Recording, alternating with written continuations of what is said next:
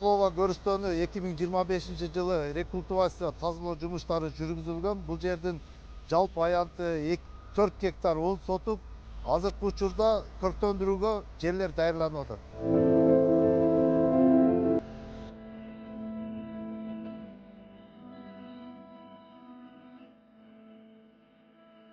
Жерде ошо жашыл аймакка аянт боюнча мэрия жанар кубаныч тапшырмасы болгон.